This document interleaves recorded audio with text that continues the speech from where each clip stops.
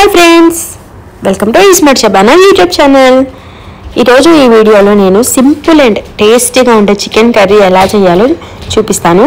మీరు తప్పకుండా ఒక్కసారి ఇలా ట్రై చేసి చూడండి। చికెన్ కర్రీ చాలా టేస్టీగా ఉంటుంది। ఫస్ట్ అయితే మనం ఒక పాన్ లో చూపిస్తున్నాను కదా ధనియా ఇంకా దాల్చిన చెక్క లవంగాలు ఇలాచి ఇంతవరకు మొత్తం ఫ్రై చేసుకోవాలి। లో ఫ్లేమ్ లో మంచిగా ఫ్రై చేసుకొని ఇందులోనే అల్లం వెల్లుల్లి రెండిటిని కూడా వేసుకొని మొత్తం పేస్ట్ చేసుకోవాలి। మనం ఇంకా ఇదే యూస్ చేస్తాము చికెన్ కర్రీలో, ఇంకా ఏ మసాలాలు యూస్ చేయము। నెక్స్ట్ మసాలా రెడీ చేసుకున్న తర్వాత స్టవ్ మీద పాన్ పెట్టుకొని ఆయిల్ ని వేసుకోండి। చికెన్ ని కూడా వాష్ చేసి పెట్టుకోవాలి। నేనైతే ఇక్కడ అన్ని రెడీ చేసి పెట్టుకున్నాను। ఆయిల్ కొంచెం హీట్ అయిన తర్వాత ఆనియన్స్ కట్ చేసుకున్నవి ఇవైతే ఒక 2 ఆనియన్స్, నెక్స్ట్ గ్రీన్ చిల్లీస్ ఇవన్నీ ఆయిల్లో ఫ్రై చేసుకోవాలి ఒక 2 మినిట్స్। నెక్స్ట్ ఇందులోనే హాఫ్ టేబుల్ స్పూన్ వరకు పసుపు వేసుకోవాలి। పసుపు వేయడం వల్ల మన ఆనియన్స్ తొందరగా ఫ్రై అవుతాయి।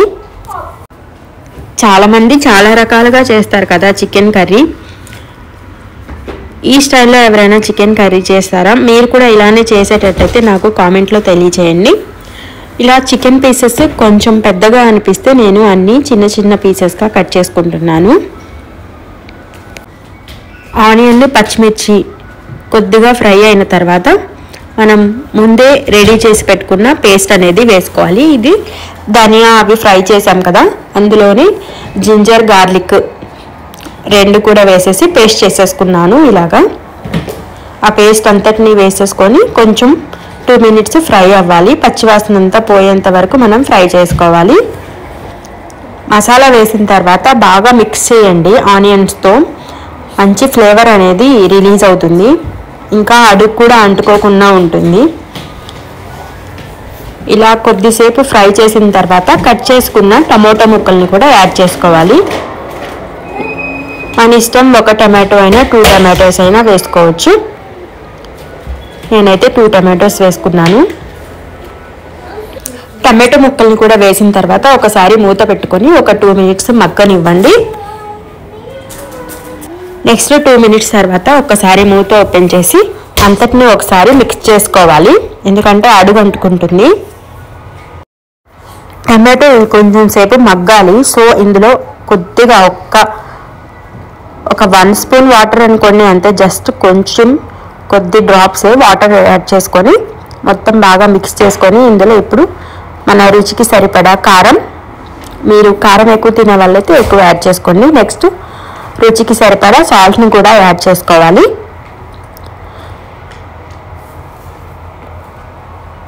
మొత్తం ఒకసారి బాగా మిక్స్ చేసుకోవాలి। నెక్స్ట్ ఇందులో ఇప్పుడు మిక్స్ చేసుకున్న తర్వాత వాష్ చేసి పెట్టుకున్న చికెన్ పీసెస్ అన్నింటినీ వేసేసుకుందాము।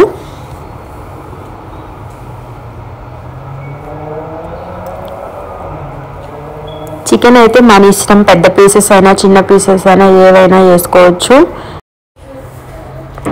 నేనైతే 1 kg చికెన్ని యూస్ చేస్తున్నాను, ఇది మొత్తం 1 kgకి పైనే ఉంటుంది। సో ఒకసారి ఇదంతా బాగా మిక్స్ చేసుకోవాలి, మసాలాలన్నీ పట్టాలన్నమాట। చికెన్ బాగా ఉడికిన తర్వాత మిక్స్ చేస్తే చికెన్ అంతా మెత్తగా పీసెస్ అయిపోతుంది, గుజ్జు గుజ్జుగా। సో మనం ముందే చికెన్ వేసిన వెంటనే ఇలా అంతా మసాలా కలిసే విధంగా బాగా కలపండి। బాగా మిక్స్ చేస్తే మన మసాలాలన్నీ బాగా పడతాయి, చికెన్ చాలా టేస్టీగా ఉంటుంది। సో ఒకసారి మూత క్లోజ్ చేసి అందులో ఉన్న వాటర్ రిలీజ్ అవుతాయి। సో ఆ వాటర్ కొంచెం రిలీజ్ అయిన తర్వాత మళ్ళీ ఒకసారి మూత ఓపెన్ చేసి అంతటిని బాగా మిక్స్ చేసుకొని మనం ఇంకొక హాఫ్ గ్లాస్ వాటర్ అనేది యాడ్ చేసుకుంటాము। యాడ్ చేసుకొని మూత క్లోజ్ చేసి ఇంకా దాని అంతటిని ఒక 20 మినిట్స్ వరకు వదిలేస్తే మన చికెన్ కర్రీ అయితే రెడీ అయిపోతుంది। ఈ విధంగా చాలా టేస్టీగా ఉంటుంది। నేనైతే గరం మసాలా, చికెన్ మసాలా ఏమీ యూజ్ చేయట్లేదు, చాలా టేస్టీగా ఉంటుంది। మీరు తప్పకుండా ట్రై చేసి ఎలా వచ్చిందో నాకు కామెంట్లో తెలియజేయండి। మళ్ళీ నెక్స్ట్ వీడియోతో మళ్ళీ కలుద్దాం, అంతవరకు బాయ్, థ్యాంక్ యూ।